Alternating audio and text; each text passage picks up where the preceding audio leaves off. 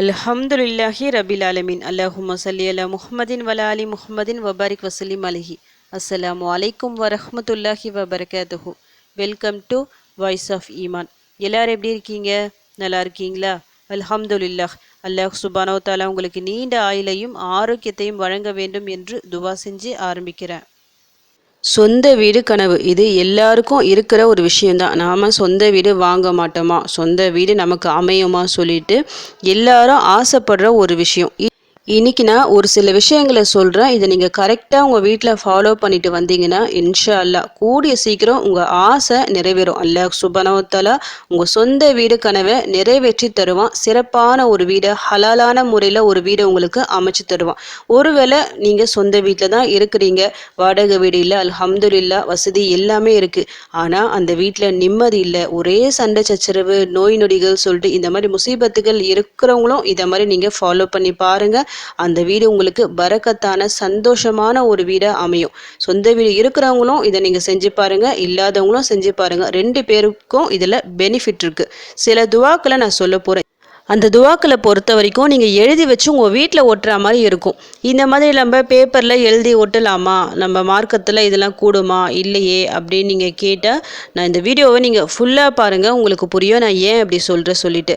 இப்போது நம்ம வீடுன்னு ஒன்று இருந்தால் அந்த வீட்டில் அல்லாஹ்வை அதிகமாக நாம் நினைவு கூற வேண்டும். அல்லாஹ்வை அதிகமாக நினைவு கூறுற வீட்டில் தான் மலக்குமார்களின் வருகை இருக்கும். ஒருவேளை அல்லாஹ்வின் அதிகமாக நம்ம அல்லாஹ்வை நினைவு கூறல, அந்த வீட்டில் தொழுகை இல்லைன்னா நிச்சயமாக அது வீடாக இருக்காது, ஒரு கபஸ்தான் தான். இது நபி ஸல்லல்லாஹு அலைஹி வஸல்லம் அவர்கள் கூறியுள்ளார்கள். அல்லாஹ்வை நினைவு கூறுவது என்றால் எப்படி? ஃபஸ்ட்டு நீங்கள் தொழுகணும். ஒவ்வொரு வேளை தொழுகை 5 வேளை தொழுகை இருக்குது பார்த்தீங்களா, 5 வேளை தொழுகைகளை நீங்கள் கரெக்டாக உங்கள் வீட்டில் தொழணும். ஆண்களாக இருந்தால் பள்ளியில் போய் தொழுது சுன்னத் தொழுகை, நஃபில் தொழுகை, இந்த மாதிரி தொழுகையில் வீட்டில் தொழுகிற மாதிரி பார்த்துக்குங்க. பெண்கள் அவசியம் தொழுங்க, கூடவே உங்கள் பிள்ளைகளையும் தொழ வைங்க. அடுத்ததாக அல்லாஹ்வை நினைவு கூறுவது எப்படி? குரான் ஓதணும்.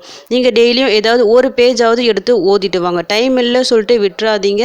நாம் முயற்சி செஞ்சால் தான் அது நடக்கும். இந்த நேரத்தில் எப்படியாவது நம்ம ஓதிடணும். ஒரு நாளில் ஏதாவது ஒரு டைம் நம்மளுக்கு சொல்லிட்டு ஒரு ஃப்ரீ டைம் இருக்கும், நீங்களே யோசித்து வச்சுக்கிங்க. இந்த நேரத்தில் எப்படியாவது நம்ம ஓதிடணும், ஒரு பேஜாவது எடுத்து ஓதிடணும் சொல்லிட்டு நீங்கள் ஓதி பாருங்கள்.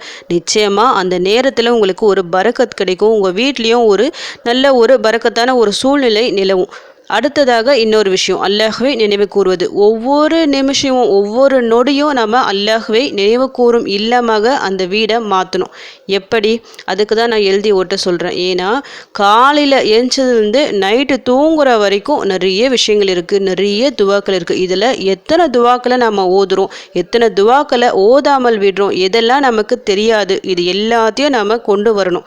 காலையிலேருந்து நைட்டு வரைக்கும் என்ன துவாலாம் நம்ம ஓதணும் சொல்லிட்டு நீங்களே ஒரு சின்னதாக ஒரு பென்னு பேப்பர் எடுத்து எழுதி பாருங்கள். காலையில் எழுந்தோடனே என்ன பண்ணணும், காலையில் எழுந்தோடனே என்ன துவா இருக்குது, இதில் எதெல்லாம் நீங்கள் ஓதுறீங்க. காலையில் எழுந்தோடனே ஒரு துவா இருக்கா, அந்த துவாவை ஞாபகம் இருக்கிறவங்க ஓதுவாங்க, இல்லாதவங்க என்ன பண்ணுவாங்க, ஓதாமல் விட்டுருவாங்க. அதே போல் தான் பிள்ளைகள்.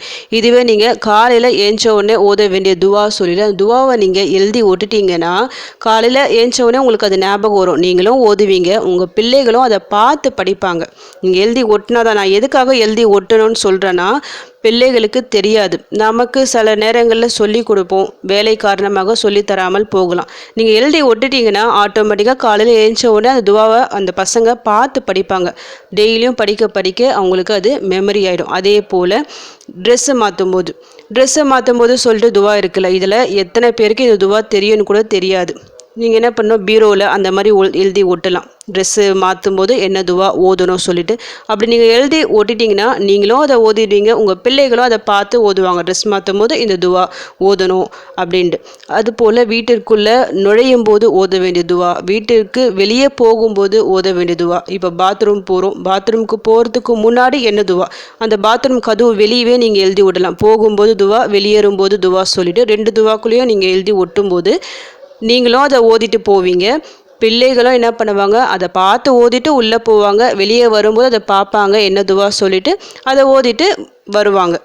இதே போல் உது செஞ்சு முடிச்சுட்டு ஒரு துவா இருக்குல்ல, உது செய்யும்போது பிஸ்மில்லாஹ் சொல்லணும். இது எல்லாருக்கும் தெரிஞ்ச விஷயம். ஆனால் உது செஞ்சு முடிச்சிட்ட பிறகு ஒரு துவா இருக்குது. அந்த துவாவை யார் ஓதுறாங்களோ அவங்க சொர்க்கத்தின் 7 வாசல்கள் அவங்களுக்காக திறக்கப்படும். சிறப்பான துவா. அந்த துவா எத்தனை பேர் ஓதுறாங்கன்னு தெரியாது, பிள்ளைகள் ஓதுறாங்கன்னு நமக்கு தெரியாது. அதையே நீங்கள் எழுதி ஒட்டும் போது பிள்ளைகள் என்ன பண்ணுவாங்க, அந்த துவாவை ஓதுவாங்க.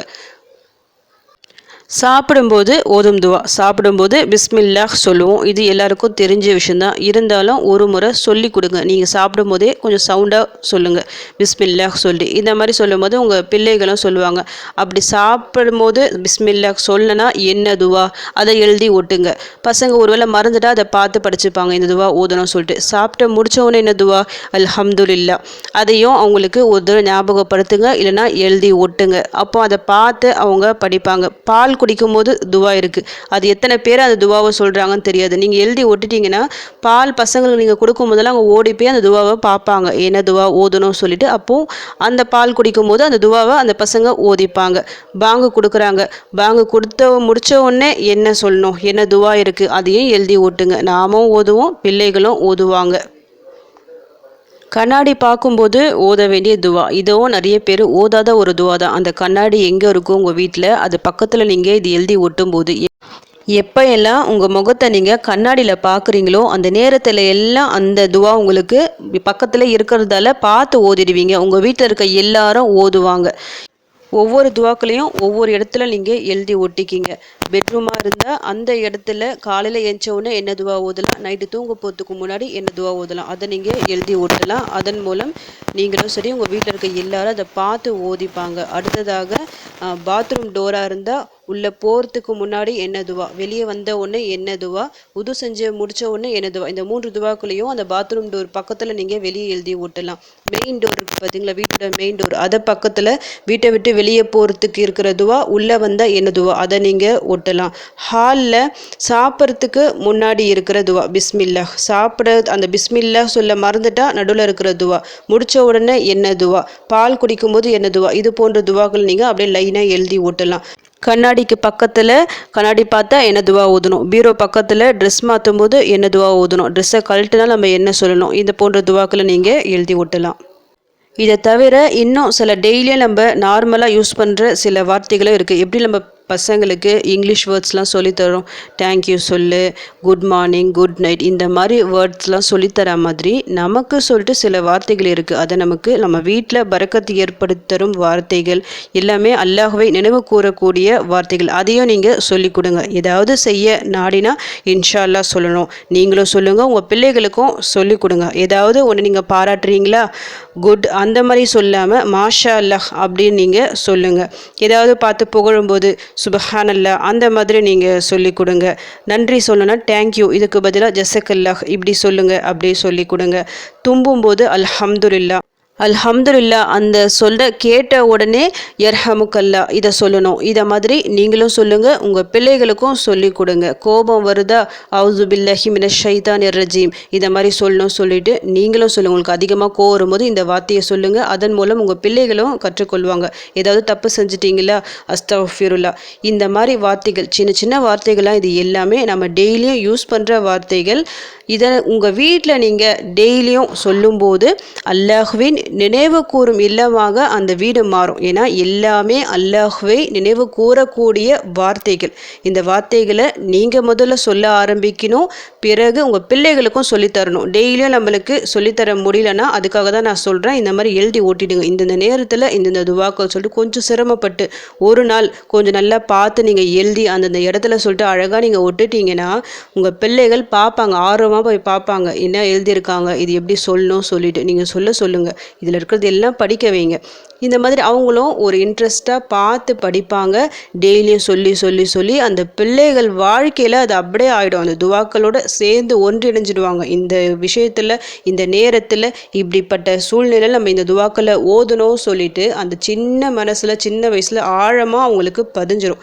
இப்படி நம்ம வீட்டை முழுக்க முழுக்க அல்லாஹ்வுக்காக அல்லாஹ்வை நினைவு கூறக்கூடிய இல்லமாக நம்ம மாற்றுறோம். அதற்கான முயற்சியில் ஈடுபடும் போது எல்லாத்தையும் அல்லாஹ் பார்த்து கொண்டு தானே இருக்கிறான். அப்போது அந்த வீடு எப்படிப்பட்ட ஒரு பரக்கத்தான ஒரு வீடாக மாறும்னு பார்த்துக்குங்க. அல்லாஹ் எவ்வளவோ அருள் மழை பொழிவான் அந்த வீட்டில். அல்லாஹுவின் அருள் கிடச்சிட்டா என்ன ஆகும், அடுத்தடுத்து நமக்கு வெற்றி மேலே வெற்றி தான். நீங்கள் எந்த காரியத்துக்காக ஆசைப்படுறோம் எல்லாமே நடக்கும். வாடகை வீட்டிலேருந்து கஷ்டப்படுறீங்களா, இந்த மாதிரி செயல்கள் நீங்கள் செஞ்சு கொண்டே வாங்க. இன்ஷா அல்லாஹ் கூடிய சீக்கிரம் உங்களுக்கு அல்லாஹ் சுப்ஹானஹு வ தஆலா சொந்த வீடை உங்களுக்கு அமைச்சு தருவான்.